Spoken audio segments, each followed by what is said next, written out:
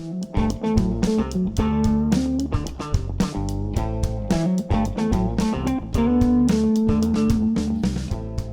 you for joining us on the podcast of the History Teachers Association of New South Wales. Today we're joined by Greg Keith, who taught history in Western Sydney for many years before recently moving up to St John Paul College in Coffs Harbour. Greg is currently completing a PhD at the University of Sydney, which explores issues relating to the teaching of the Holocaust in culturally diverse settings. Although we drew on some aspects of the research in the interview, we tried to make this episode useful to those who might be new to teaching the Holocaust, or those wanting some fresh ideas about how to teach this important and difficult area in secondary school settings. I'd like to thank Greg for sharing his expertise and his research with us, and hope you find the discussion useful in your own contexts. Here's the interview with Greg Keith. Hi Greg, welcome to the podcast. Thanks very much, Jono. Let's start talking about some basic things with the Holocaust. How do you define what the Holocaust is?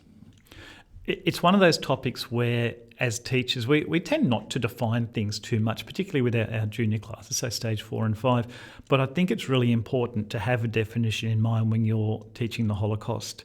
It really does impact upon where you're likely to go with the content of the course. And there's a range of definitions that we can use, and I don't think it matters too much what teachers choose as their definition, as long as they're consistent with it and they allow that to then map out where they're going to go.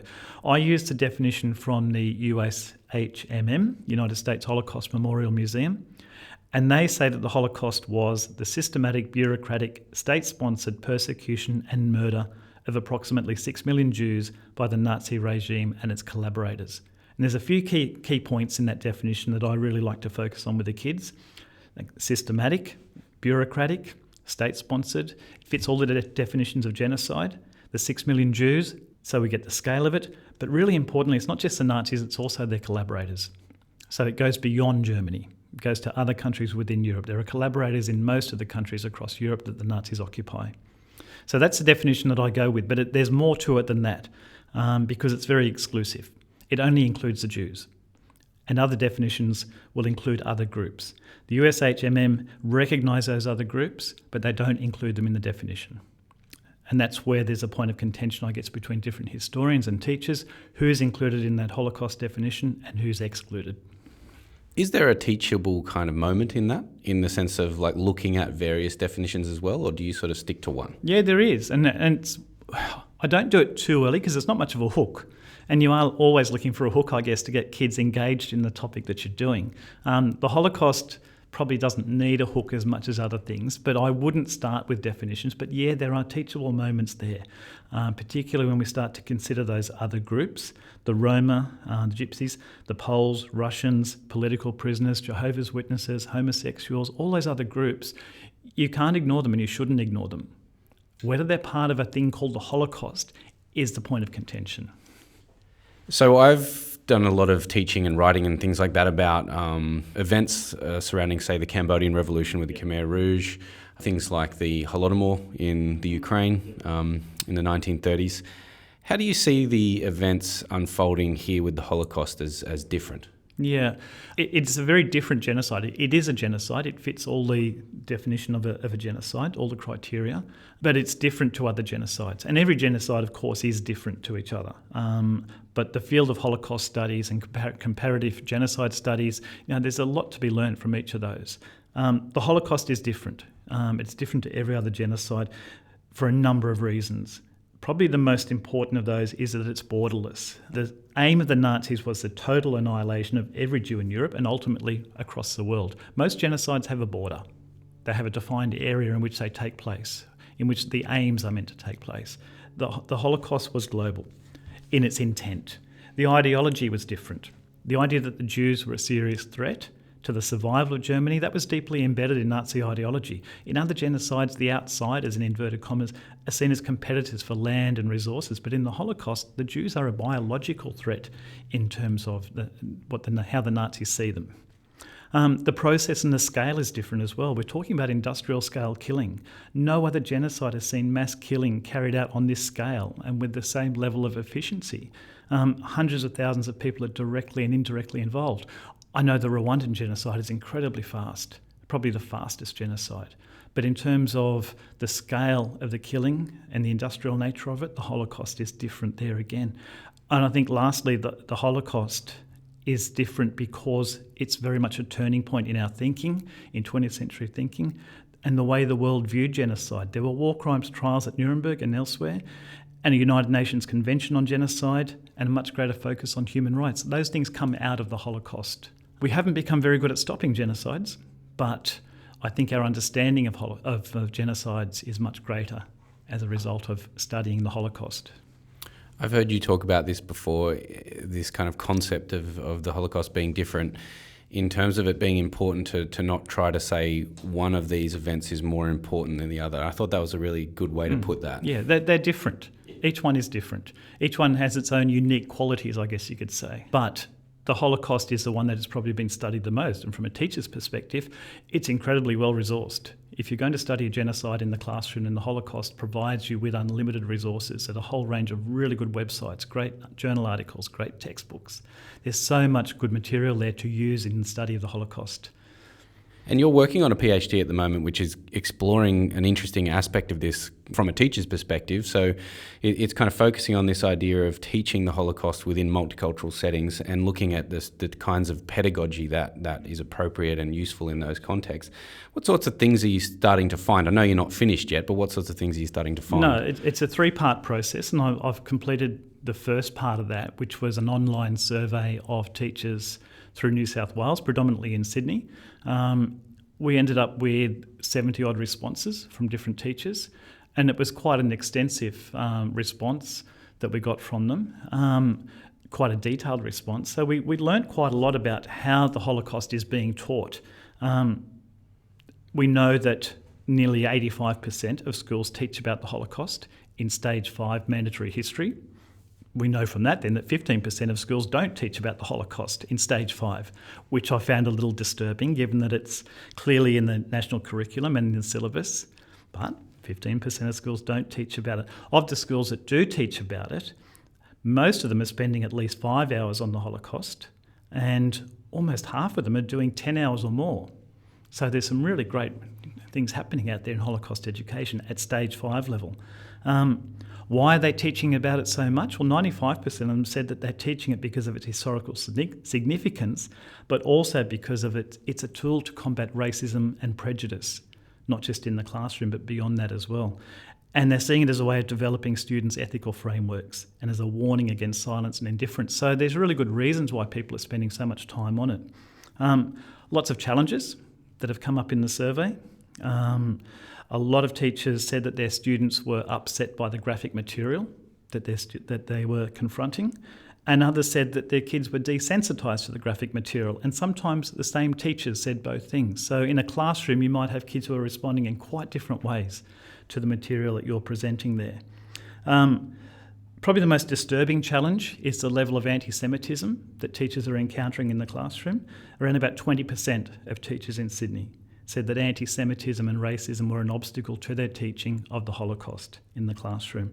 And although that wasn't confined to specific geographical areas, it appeared in schools in western, northern and the eastern suburbs. It was most apparent in schools in the southwestern suburbs. So probably quite different types of anti-Semitism, but in very, very different schools, that's for sure. And there's also a very gendered nature to anti-Semitism in schools. It's mainly boys. That's been borne out by studies in Europe as well, where males, young adult males, are seen as the main perpetrators of anti-Semitism. And what we found in our Sydney school study is that none of the girls' schools, and there were a number of girls-only schools that responded, there's no anti-Semitism reported in those schools. It only appears in boys-only schools or co-ed schools. But on the plus side, 99% of educators said that the student engagement in Holocaust studies was greater than in any other thing that the kids did in Stage 5. And one teacher said that the Holocaust was the only topic that evokes any empathy from Stage 5 learners. So that's a big plus for using the Holocaust in Stage 5 and spending a bit of time on it. So that's really interesting, and you've started to touch on the next question that I wanted to ask already, but Can you maybe start to sort of flesh out some of the key challenges that you have experienced or you see in terms of trying to teach the Holocaust in secondary schools? Yeah, I think this study has shown there's a number of challenges there that we can deal with, and my own experience also sort of bears out some of those challenges as well. I think more than any other topic, the Holocaust really wants us to acknowledge the background of our students. We need to know where they're coming from before we start teaching this. When we teach this in Year 9 elective history at this school, we don't touch on it until term 3. We want to know our kids a bit before we actually move into this. With stage 5 history, mandatory history, it's a little harder to determine when you'll actually do it, but by the time you're getting into World War II and Nazi Germany and the Holocaust, you should know your kids pretty well. So you need to know what their background is, what they're actually bringing to the classroom. Personally, I had 16 years in extremely multicultural classrooms in Western Sydney, and I had students there that came from sometimes quite traumatic backgrounds in Sudan or Burma, Syria, and Palestinian territories as well. So you need to know that those kids are well prepared for the Holocaust lessons, and that might involve just having a quiet conversation with them before the lesson begins, or depending on the classroom dynamics, you give them a chance to share their own experiences or their parents' experiences. And that can provide a framework from which you then launch into learning about the Holocaust, so that you actually acknowledge their background.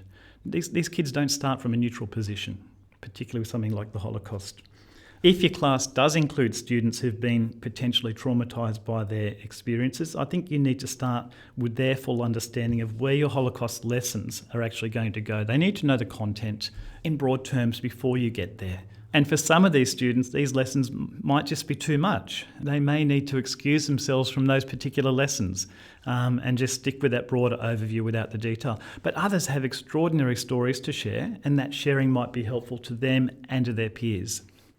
Depending on your relationship with the class, I think it's really important to reinforce your own expectations of respect before the lessons actually begin. The kids need to know that there are no questions about the Holocaust or Judaism or anti-Semitism that are off limits, but that you've got zero tolerance for any racist comments or a lack of respect for any particular group as human beings. And I think if kids know that they can ask questions that might be confronting, that they might think are a bit difficult or awkward, or they might be confronting for you, but if they can ask those questions with a degree of respect, okay, it might actually help to improve their understanding. You will get, at times, the odd anti-Semitic comment. I've had very, very few of them in class, but usually it takes the form of stereotyping, and I think you need to address it immediately. I think you need to stop the lesson and say, hang on a minute. What did you say? What do you mean by that? And where does that kind of comment lead us to? I think kids need to be brought into line fairly quickly in that respect. I've been really lucky in the classes that I've taught. There's always been enormous respect for the victims of the Holocaust. But in some schools, and I'll go back to the study that I've been doing, there are some schools where it can be really, really difficult to confront what I think is culturally entrenched anti-Semitism. And in those situations where it's at its extreme, you're really relying on an effective school discipline policy to support your own classroom management. I've been noticing online and through the media lately that there's been a lot of talk about the apparent rise in anti-Semitism, even in Australia. I mean, a lot of people would probably not be aware that that's an issue in 21st century Australia, or at least as an issue that seems to be as big as it is. Are you kind of across that? Yeah, look, I think it's really difficult to gauge any form of racism as a privileged white male, which is, the category that I fit into. I don't experience that racism. And I know when I started my PhD research, I wasn't aware of anti-Semitism in the classroom. It didn't exist as far as I was concerned. I'd always taught in multicultural schools. I'd had really diverse classrooms, and I'd never had a kid utter a racist or an anti-Semitic word. But it happens. It does happen. And it's certainly increasing around the world, and it's increasing in Australia at the moment. I think if anyone doubts that Australia has more than its fair share of anti-Semitism, I'd suggest they have a look at the annual report from the Executive Council of Australian Jewry. They put out a report every year, and it's shown increasing levels of anti-Semitism each year that report comes out. And it's really significant. And it's not just Jews who are affected, I know that. There's racist incidents across all levels of Australian society and targeted against other groups as well, particularly Muslims. Anyone, I think, is particularly vulnerable if they wear visible signs of their religion, or if they're on the way to synagogue or to the mosque or whatever. But Jews are certainly targeted. Anti-Semitism is increasing. And learning about the Holocaust, I would see as a fundamental part of students being able to counter that prejudice within society. And not just anti-Semitism, but racism much more generally than that. We want our young people to be prepared to stand up and to resist any form of bullying, any form of racism. It's certainly on the rise within Australia. It's on the rise right around the world. And I don't think it's any coincidence that the world is experiencing this rise in anti-Semitism at the same time that studies in the US and Europe are showing a declining knowledge of the Holocaust. It's a really powerful tool to counter prejudice, racism, anti-Semitism. And if kids don't know about it, it's really hard to counter that. If you are, as a teacher, come across some cultural anti-Semitism in the student body that you're teaching, what are some of the things that would help you maybe work through that? I think it's really important you don't ignore it. You really should confront it and you should work with it. So there's a number of things that you can do. You can focus on Nazi ideology. Kids will sometimes make the comment that Hitler did a good thing, or Hitler should have finished off all the Jews. You'll get extreme examples of anti-Semitism like that. That's an opportunity to point out to those kids that Nazi ideology wasn't just about the Jews. It affected other groups. And it would have affected other groups almost to the same extent as the Jews. It would have affected Muslims and Africans and Slavs and Asians. Slavs certainly were already being targeted. But other groups too, and it might be the cultural groups that those students are coming from. They also would have been targeted. So the Nazi treatment of the Jews was a forerunner of what was to come for other groups as well. That's something that kids are sometimes not aware of. They see the Nazis as fixated on the Jews, and yeah, they were, but there were other targets as well. You could also focus on the non-Jewish rescuers. There were many righteous among the nations who rescued Jews and supported them, and foremost among those would be the Albanian Muslims. Albania was the only country in Europe that had more Jews at the end of the war than it did at the start of the war, because it set out to actually rescue them and support them.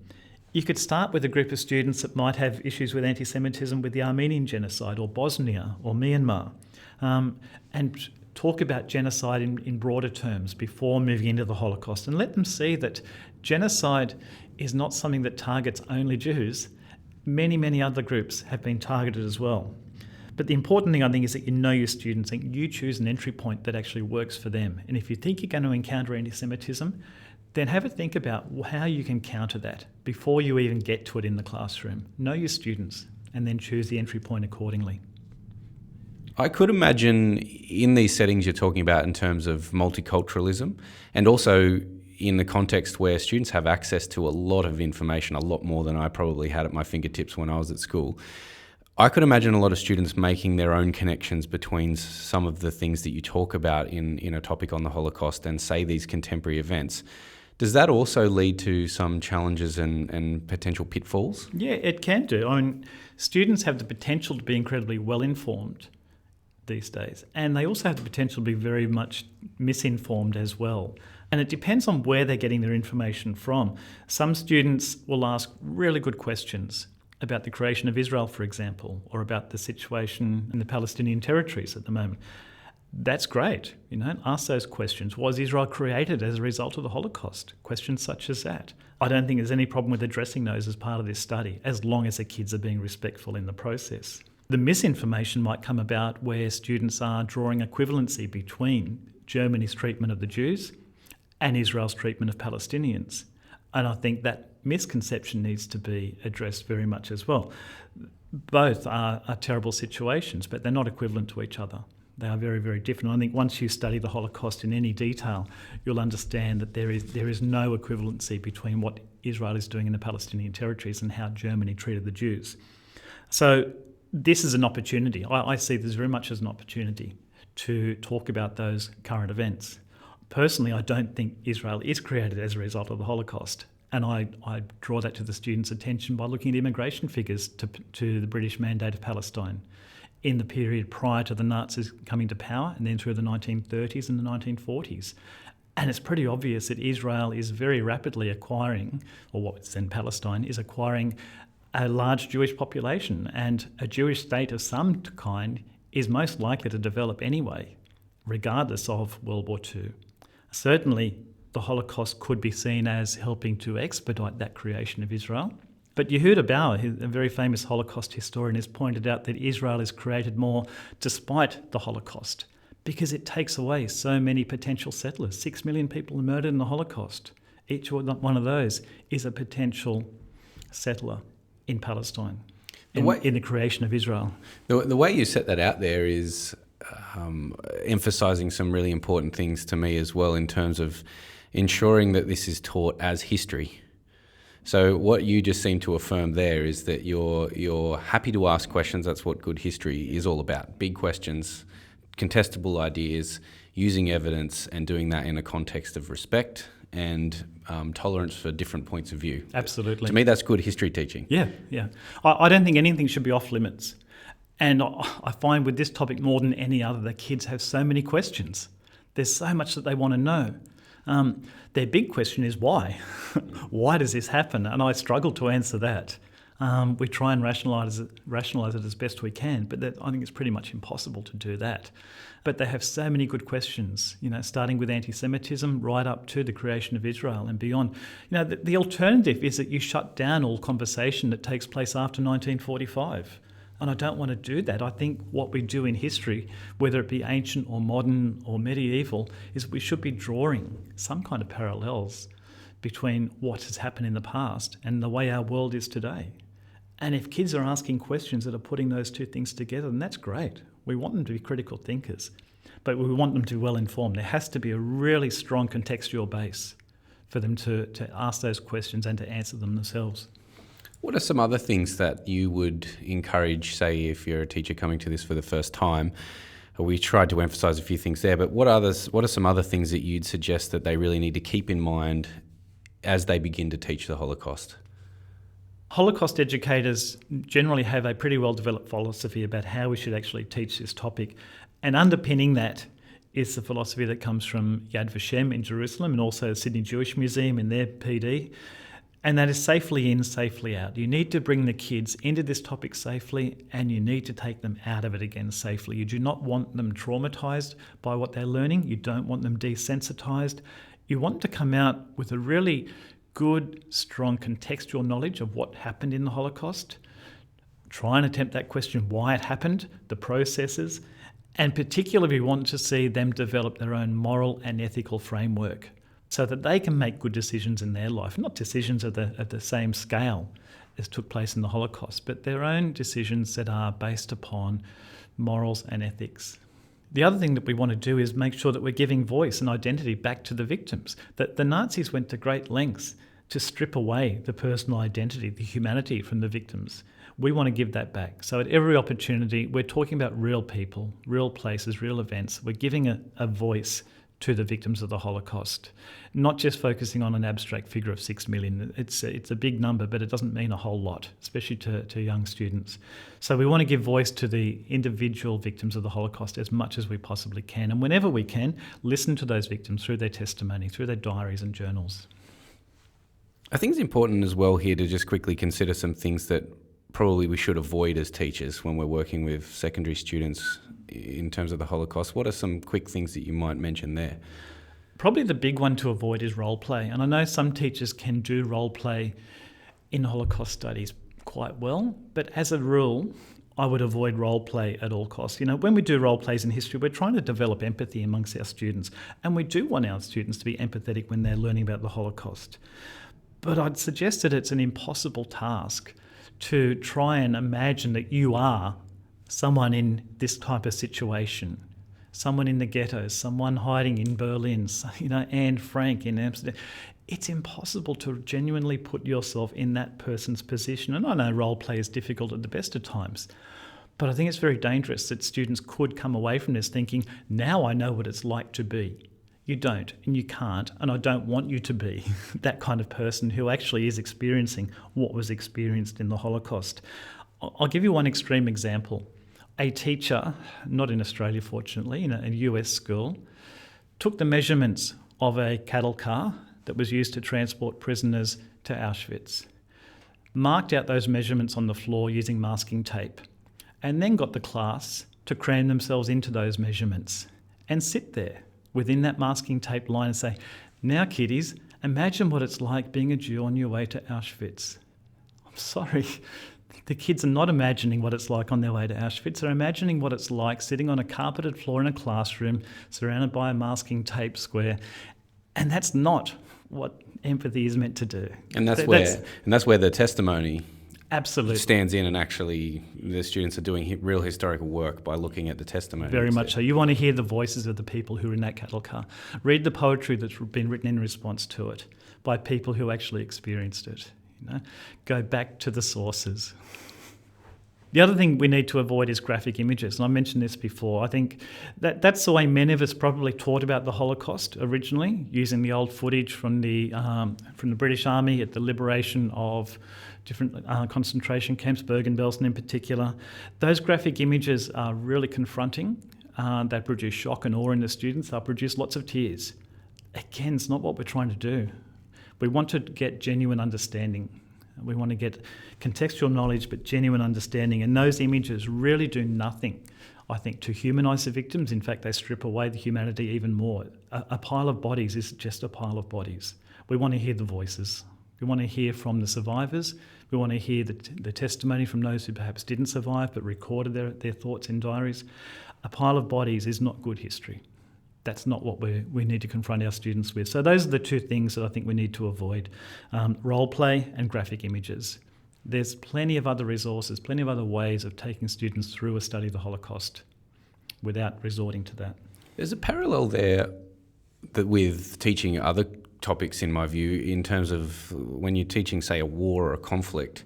They're often very graphic, and as you say, they do get a response. And so there's a temptation to go, well, last time I did that, everyone paid attention, so I'm going to do that again. So there's almost a habit that's built up as a teacher where you might have a bias towards those sorts of sources because they do get a reaction. But as you said, there's so many other ways to arrive at similar things. Yeah. I can still see very clearly, my classes when I first started teaching about the Holocaust, 15 years ago, and I showed those images from Bergen-Belsen, and we looked at other images and footage and even film. And we came out of class, we had a big cry fest, kids were in tears, I was in tears. And you go, tick, well, that was traumatic. That was, really hard, but it's obviously a good lesson because I emotionally impacted upon them. It wasn't a good lesson at all. Those kids still remember it, I know that, but it wasn't great teaching. And I think that takes you back to a point you were making earlier as well in terms of the idea of engagement. It's actually a kind of a difficult concept, I think, for history teachers because, you do, obviously everyone wants students engaged with a topic, but that doesn't necessarily come from shock and awe, I think, as you put it. Like, it can, but that's not necessarily ideal. That's right. We want students to relate to the victims, and we do want to engender empathy, but it's not going to come from that. It's not going to come from those graphic images. Probably the best resource I've used is a book. It's a skinny little book from Yad Vashem called Through Our Eyes, and it's a collection of excerpts from children's diaries from different parts of Europe at different stages of the war. And they're short, they're about 4 or 5 lines each, but they're written by kids of about the same age, 14, 15, 16 years old. That is far more powerful. When the kids are reading those diary entries, written by kids that they can actually relate to, then you're starting to generate genuine empathy and understanding. Let's pick up the issue of perspectives in this topic, because I think that's something that sits right at the surface in a lot of ways. We can talk about the Holocaust from the perspective of, say, the victims, which we've already talked about. We can talk about it from the perspective of the perpetrators or the rescuers and bystanders. How do you deal with the issue of perspectives here? I know what I used to do, and that was that I used to start with Nazi ideology. And I figured the kids needed that background of ideology. Yeah, they do. That's certainly important. But for me, that then led into a perpetrator-based approach. And I spent, I think, far too long looking at the perpetrators who they were and trying to explain their actions. And that only offers a partial explanation for the Holocaust. You need to spend more time, and I do this now, on the victims and on the rescuers.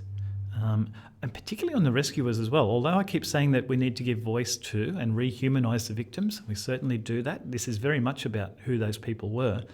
By talking about the rescuers, we really have an opportunity, I think, to talk about morals and ethics and choices. And choices are so important when we study the Holocaust. We're not doing this as we might do any other history topic. We actually want the kids to develop morally and ethically and to think about the kinds of choices that they make in their life. Each one of those rescuers had to make incredible choices that put themselves in danger and their families in danger, and sometimes their whole village in danger as well. And they made incredibly courageous decisions. Now, our kids are never going to have to make decisions like that, we hope. But we do want them to be able to go out onto the playground and make decisions about racism or bullying or other factors that might be taking place in that particular school or outside of school. So for me, the rescuers are really important. They're an important way in teaching about the Holocaust, but about the choices. Everyone involved in the Holocaust, particularly the perpetrators and the rescuers, made choices. And that's the essence of Christopher Browning's book, Ordinary Men. You know, that the people involved in Police Battalion 101, the members of that, made choices. Some of them chose not to participate in the mass killings. Most of them chose to. Do you have a strong opinion about where to start with those perspectives? I mean, does it matter if you start with the rescuers, the perpetrators, the victims? How do you work that out? Or is that sort of a matter of personal choice? I start with the victims. When I'm launching into a unit, and I wrote about this in Teaching History back in September 2011, there's an article in there about a 3 to 5 lesson sequence for the Holocaust. And I always start with the victims. I start with the biographical cards that the USHMM has put out. I give each student a biographical card of a victim of the Holocaust. Some of those victims survived, others did not, most didn't. But we use those cards as a way of developing empathy with those individual people. And I want them to have those people in mind very much over the next few lessons as they're studying the Holocaust.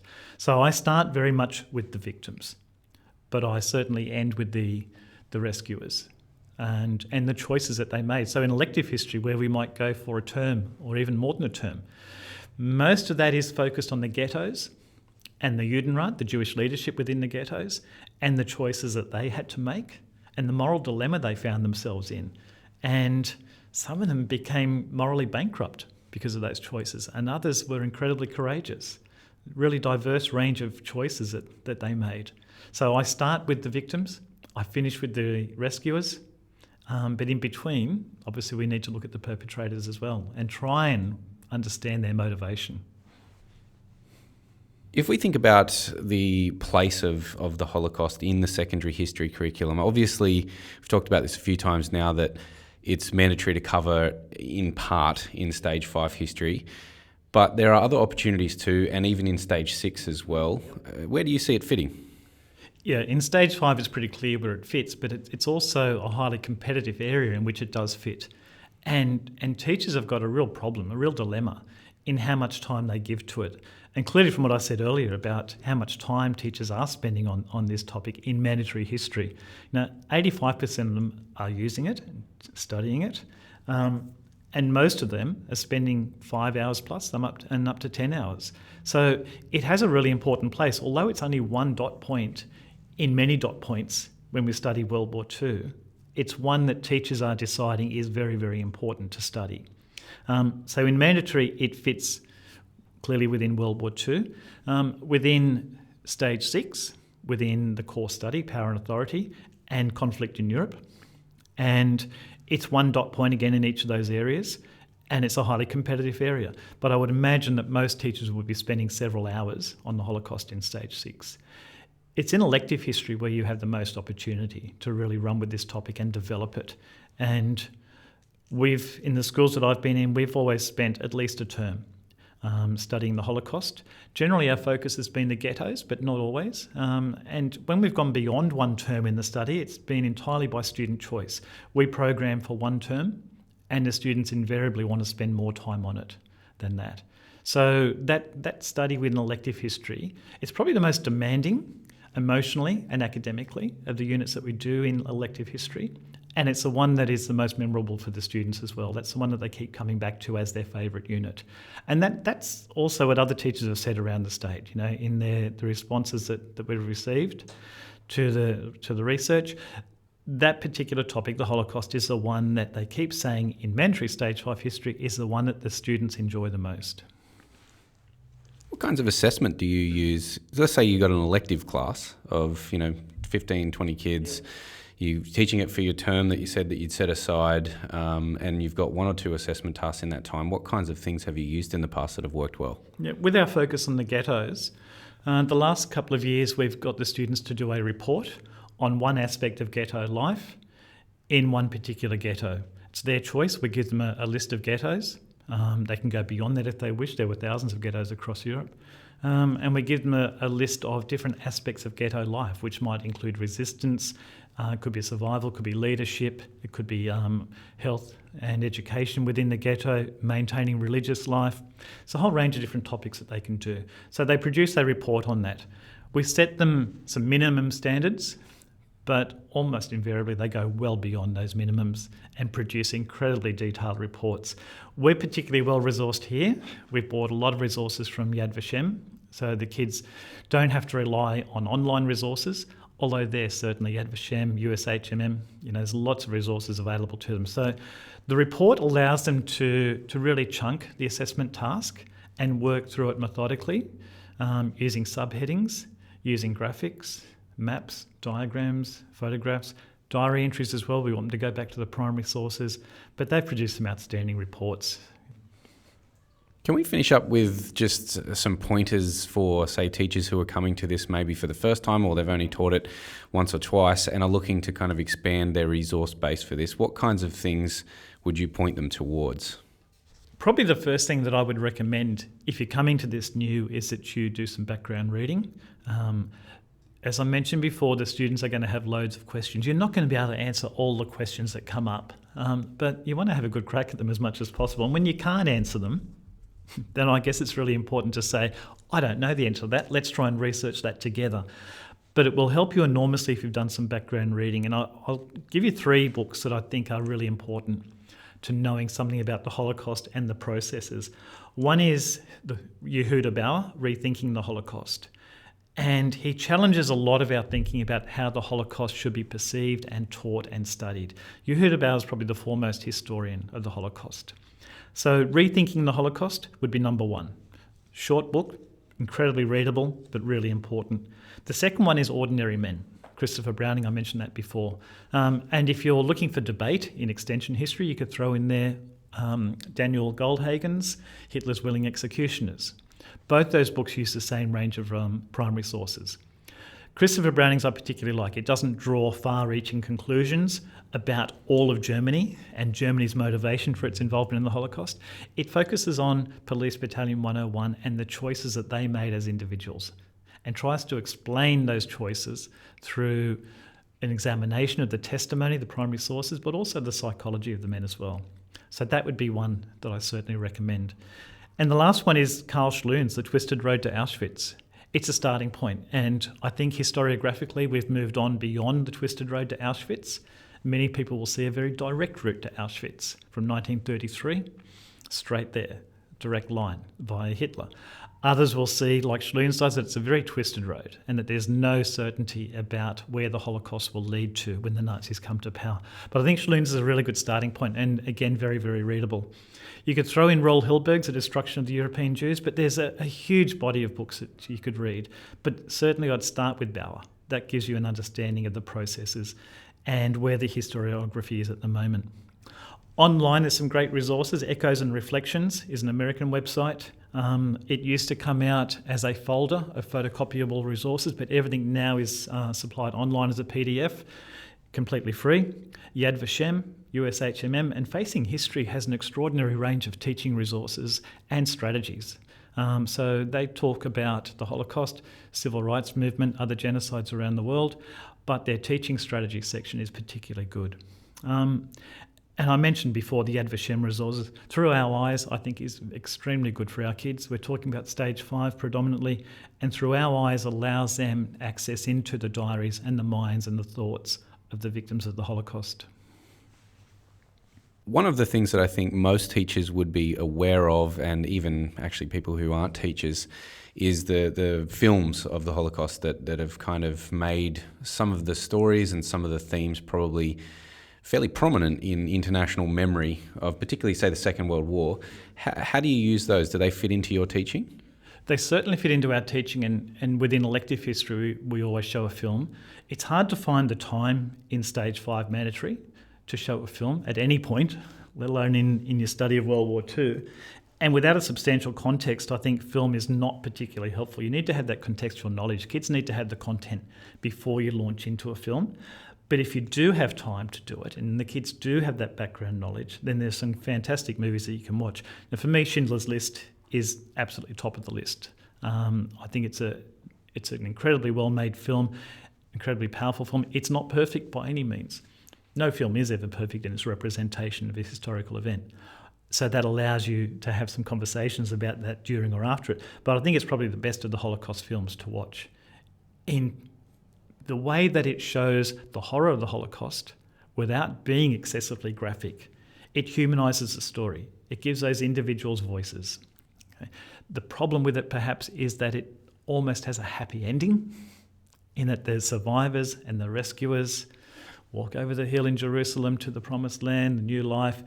The Holocaust is not a happy ending for most of the people involved in it. It's not a happy ending for the 6 million.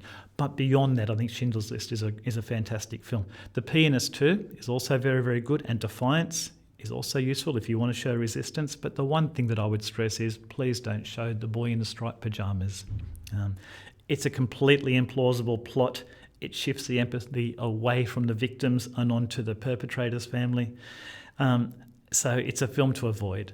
Survivors of the Holocaust hate the film with an absolute passion because it doesn't tell their story, doesn't tell it at all. If you don't have time for a film, but you can encourage your kids to read a novel, I think Night by Elie Wiesel is the one to read. But for the most part, you're going to struggle to find time to do that in mandatory. But with an elective, certainly. Find the time, do it as a film study, but with a deep contextual knowledge before you launch into it. The one thing you might have time to do in mandatory history is actually get onto Instagram and look at how the Holocaust is being told through Eva Stories. It's a series of 15 posts on Insta, told by a young girl who lives through the Holocaust. And the premise is, what if Anne Frank had Instagram? And it might sound a bit flippant or trite, but it's actually a really powerful tool within the classroom. If your kids are into Instagram, and most of them seem to be at the moment, then Eva Stories could be a really interesting hook to use. Might actually just finish on a personal question, if that's all right. You're obviously a very dedicated teacher in general, but also dedicated doing your PhD in this area. So you're very dedicated to teaching the Holocaust and taking that with you where you go. What is it that drives you in that space? Yeah, it's a good question. Why do I keep doing this? And it's one that I ask myself sometimes as I'm loaded up with lots of marking and report writing, and I'm still trying to get through the research as well for this. So the number of hours that I have to give over to the PhD sometimes is quite limited. But I think it's really important. I think it's probably the most important topic that we teach. Of all the, there's a huge range of topics that we do in modern and ancient history and mandatory history. I think this is the most important. I think it's the most powerful topic that we teach. As an agent for change amongst our students, this one tops the list. I know that the students leave the class after learning about the Holocaust and they're different. They make better choices in their lives. They make better decisions. They are, I guess, more confident, more resilient about their own abilities as well as young historians. They're better able to deal with sources and interrogate them, test them for reliability. I think it's probably the most engaging one for them as well. But I think it's a really powerful tool for change in terms of human rights, in terms of equality within society, in terms of countering prejudice that they see all the time, in defeating racism. It's a really powerful tool for change in that respect. That's probably what keeps me going with it. I find it incredibly interesting, obviously, and the stories, the individual stories of people who survived and those who didn't survive. I'm less focused on the perpetrators now than I was at the beginning, that's for sure. I'm much more interested in the rescuers and the victims these days. The perpetrators I find less interesting, though it's important to try and understand their motivation. Greg, it's been great talking to you, and I really appreciate you making time for this. So thank you so much, and I wish you all the best for the PhD. Thank you very much, Jono.